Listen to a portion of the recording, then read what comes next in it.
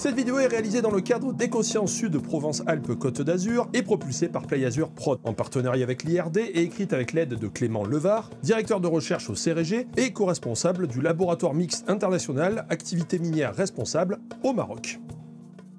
En 2019, on a extrait 96,2 milliards de tonnes de ressources primaires naturelles. On peut ranger tout ça dans 4 grosses catégories. La biomasse, les ressources fossiles, les minerais métalliques, et la plus grosse partie qui représente la moitié de la masse de tout ce qu'on extrait, les minerais non métalliques, pour fabriquer du béton, du remblai, la brique, etc.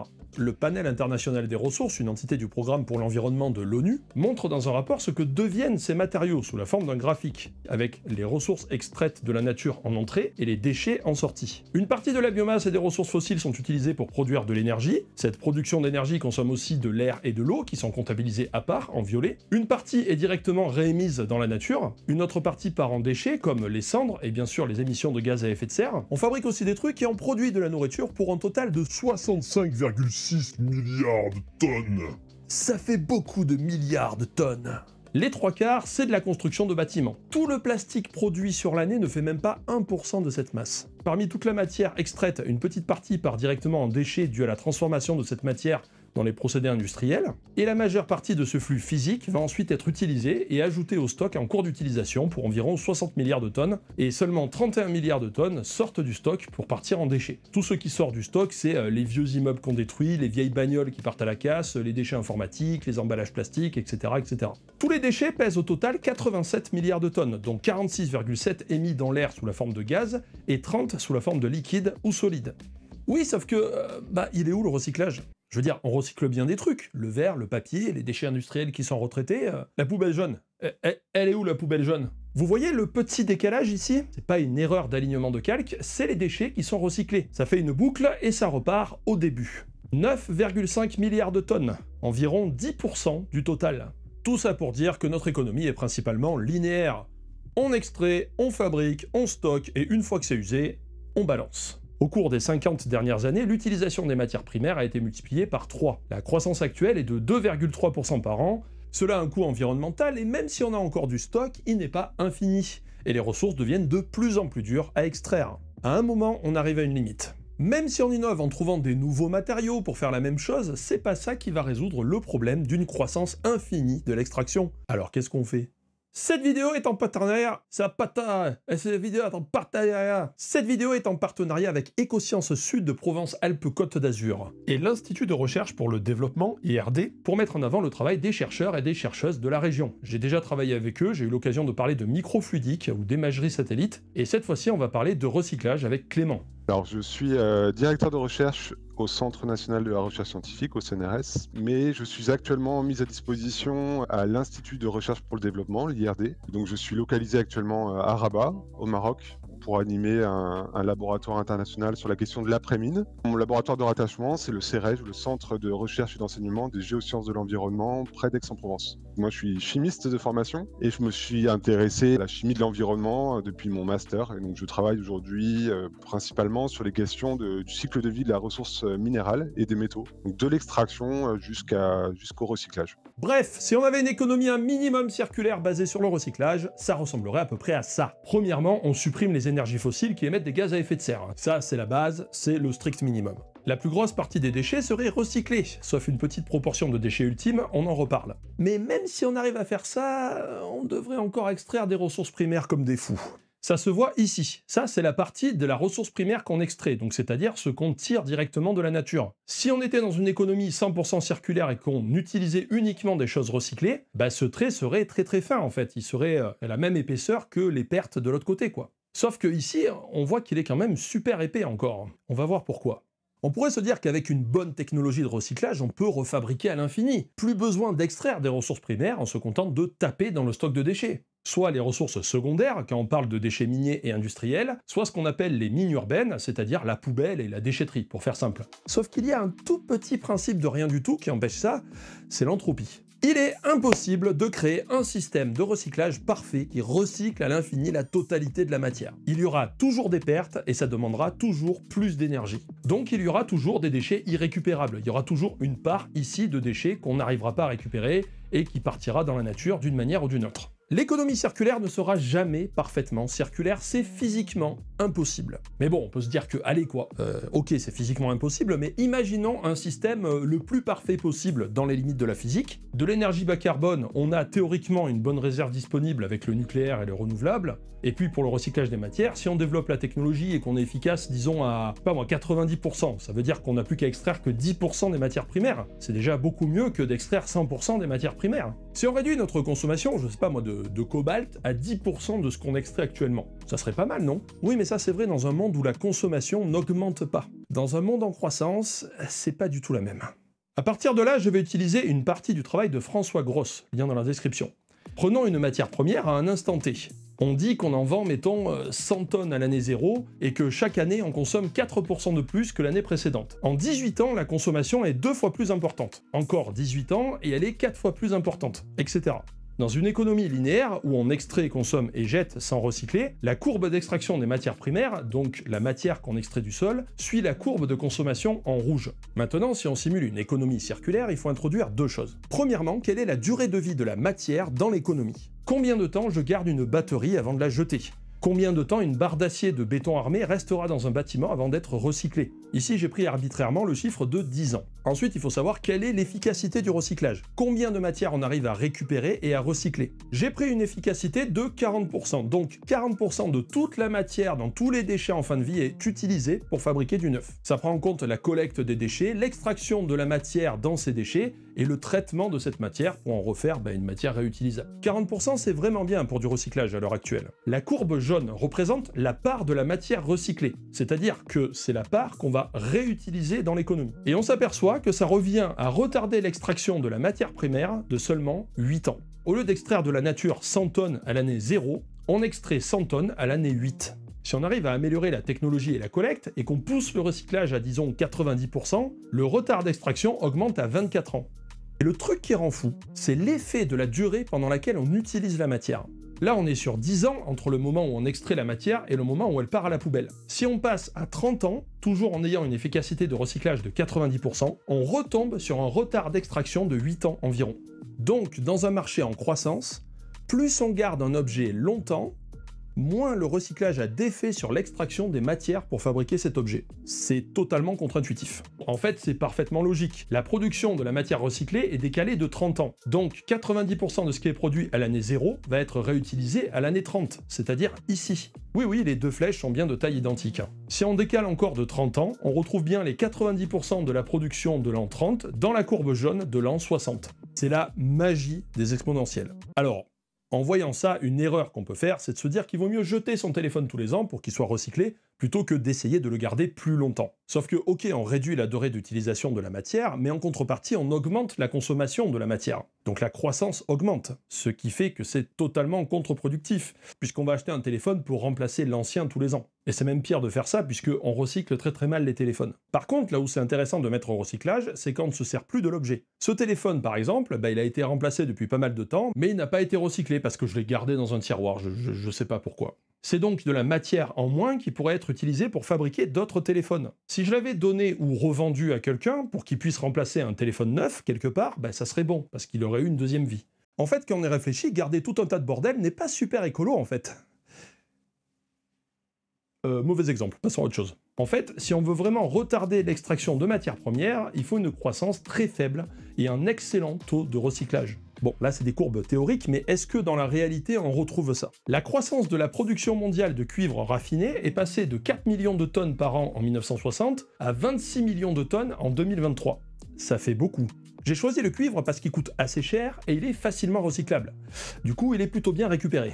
Trop bien récupéré, parfois même. La part du recyclage est tout en haut, c'est la zone jaune. Elle augmente au fil du temps, on le voit bien. Mais ça ne décale l'extraction du cuivre primaire, donc le cuivre qu'on extrait du sol, qu'entre 5 et 10 ans. Parce qu'il y a une forte croissance de la consommation du cuivre, et c'est un métal qui est utilisé longtemps. Les fils électriques, on les change pas tous les 5 ans, on les garde très longtemps. Alors tout ça c'est bien beau, mais pour avoir une économie à peu près durable, comment on fait? Il y a plusieurs idées qui circulent. Par exemple, il y en a qui veulent envahir le Groenland pour s'accaparer les ressources. Pas très pacifique et pas très durable, on va dire. Déjà, il y a un problème d'ordre politique et social parce que la croissance économique est encore liée à la consommation de ressources physiques. Certains disent qu'on ne peut pas séparer les deux et que la seule solution est la décroissance. D'autres pensent qu'il est possible de faire ce qu'on appelle un découplage entre les ressources physiques et l'économie. C'est d'ailleurs la piste qui est explorée dans le rapport de l'ONU cité en début de vidéo. Ce qu'on appelle le découplage, c'est continuer de faire croître les indicateurs économiques et de bien-être humain tout en réduisant la consommation de ressources primaires, de l'impact environnemental.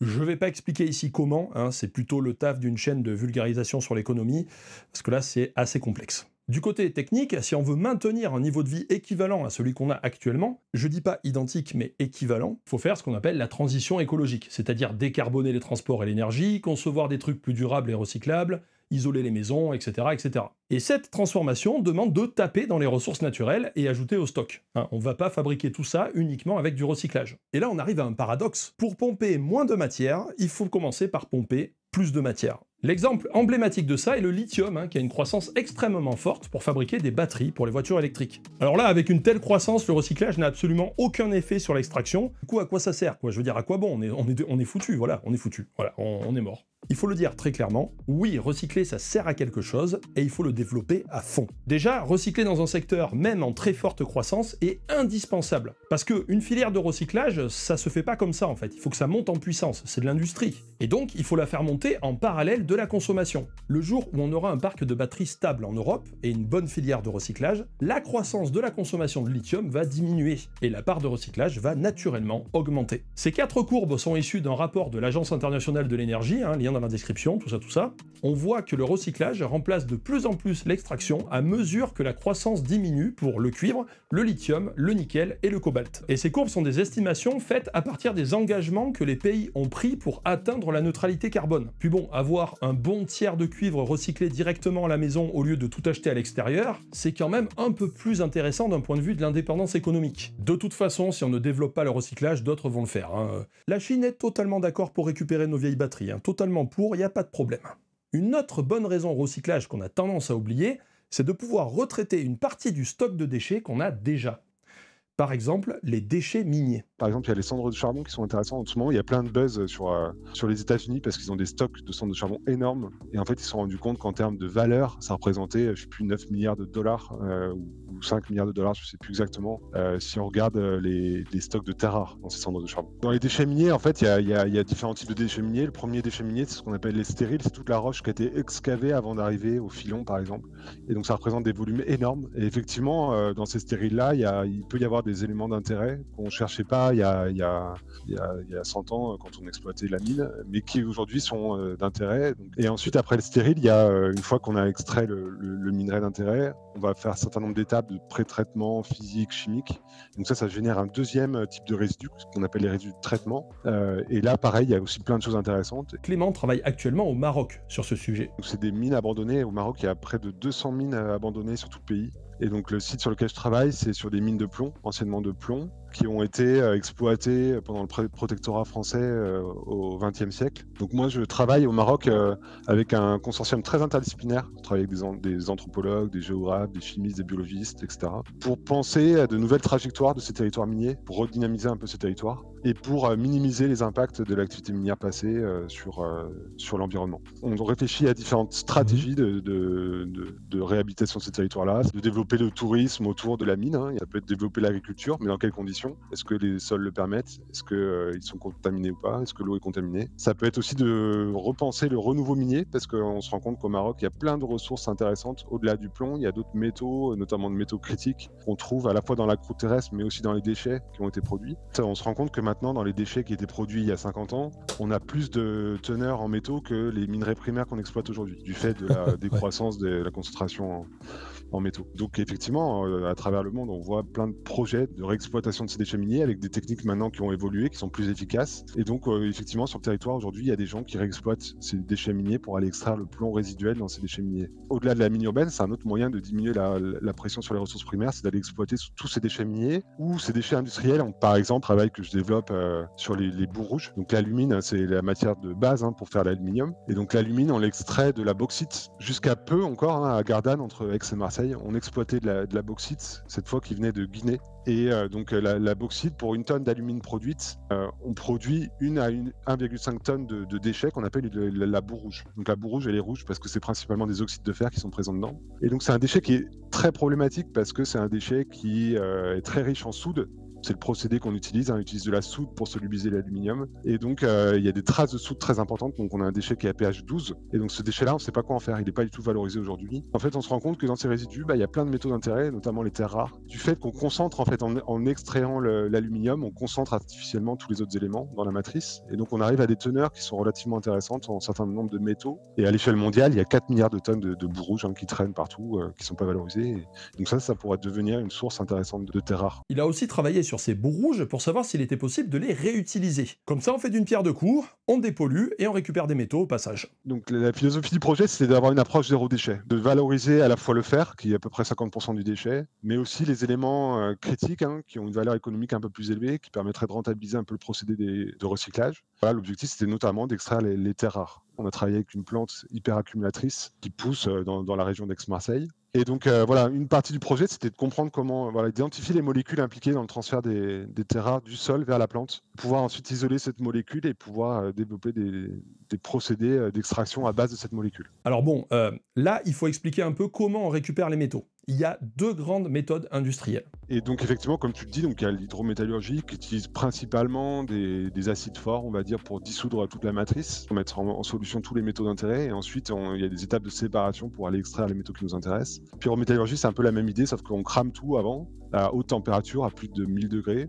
Donc ça, c'est les deux principales méthodes qui marchent pas toujours sur les métaux critiques qui sont faiblement concentrés. On a effectivement besoin de repenser un peu nos méthodes de recyclage. Pour améliorer ces procédés, on a besoin d'avoir des procédés qui sont plus sélectifs du métal qui nous intéresse. Donc il y a des choses qui existent qui sont intéressantes, c'est par exemple la biométallurgie. C'est utiliser des micro-organismes ou des plantes, par exemple, pour aller extraire les métaux. Donc ça existe à l'échelle industrielle. Il y a par exemple la mine d'Escondida au Chili, qui est une des plus grandes mines à ciel ouvert de cuivre, où ils utilisent ce qu'ils appellent du bio-leaching, de la exfoliation biologique, sur des minerais qui sont peu concentrés, les moins bonne qualité. Où là, l'objectif, c'est d'aller mettre en contact le minerai avec une solution qui contient des bactéries qui vont être capables d'aller solubiliser les métaux. Donc c'est des choses qui marchent bien, qui sont prouvées à l'échelle industrielle. Donc voilà, c'est relativement intéressant d'un point de vue environnemental. Et donc en termes de biométallurgie, donc il y a plein d'avancées intéressantes, plutôt à l'échelle de laboratoire, pas encore développées à l'échelle industrielle, qui visent à essayer de mimer un peu ce qui se passe dans la nature. Et je prends l'exemple par exemple de plantes. Il existe sur Terre des plantes qu'on appelle hyperaccumulatrices. Ça veut dire qu'elles sont capables d'aller puiser dans le sol certains métaux pour les accumuler dans les parties aériennes, dans les feuilles, à des concentrations qui sont relativement importantes, qui peut aller jusqu'à 1% en masse, voire même quelques pourcents en masse. Et donc typiquement, ce qui se passe, c'est que la plante est capable d'aller solubiliser au niveau des racines ces métaux-là, en sécrétant des petits acides organiques, par exemple des petites molécules organiques. Donc, si on arrive à identifier ces molécules-là, qui sont très sélectives pour un métal donné, on pourrait utiliser ces molécules-là à des échelles industrielles, sans la plante cette fois-ci, mais où les botanistes vont faire par exemple des inventaires des espèces présentes sur les sites miniers et découvrent ces plantes qui sont capables d'hyperaccumuler les métaux sur les terres rares, par exemple. On connaît une vingtaine de plantes sur Terre qui sont capables d'hyperaccumuler les terres rares dans les parties aériennes. Ces méthodes sont déjà développées pour extraire des métaux de minerais avec une faible concentration. Pourquoi ne pas utiliser ces techniques pour récupérer tout ce qu'il y a là-dedans? Je veux dire, on en jette plus de 50 millions de tonnes par an. Je veux dire, ça serait dommage de ne pas extraire tous les métaux. Sauf que leur concentration est relativement faible, donc au final on n'extrait que quelques métaux précis des déchets électroniques. Parce que le gros problème, c'est que les déchets électroniques sont beaucoup plus complexes que des minerais.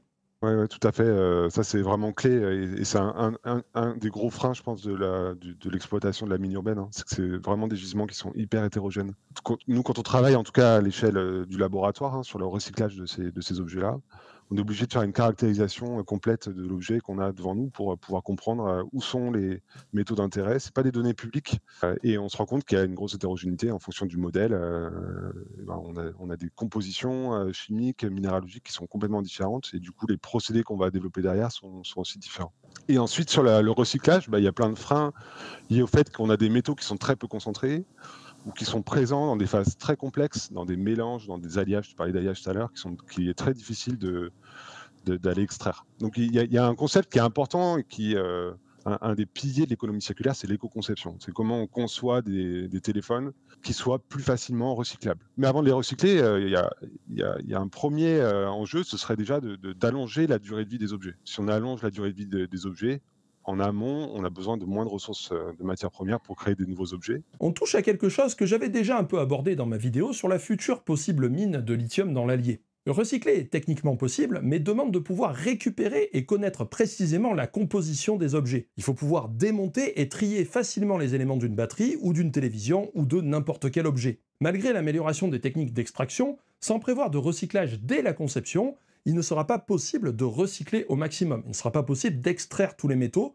pour pouvoir les réutiliser. Je pense que le message, c'est vraiment qu'effectivement, on a besoin de ces ressources minérales, et notamment pour la transition, hein, c'est clé pour certaines technologies.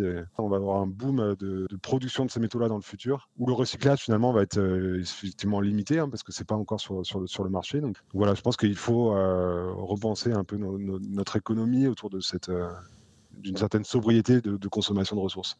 J'espère vous montrer un jour le fonctionnement d'une usine de recyclage. J'ai des choses en cours de négociation, mais rien n'est sûr pour l'instant. C'est un domaine où la technique va s'améliorer dans le futur et où il y a de la recherche actuellement. Ce qui est nécessaire, mais pas suffisant. Il faut aussi concevoir et consommer mieux. Bon, ça tout le monde est d'accord pour le dire, mais en pratique, c'est plus complexe.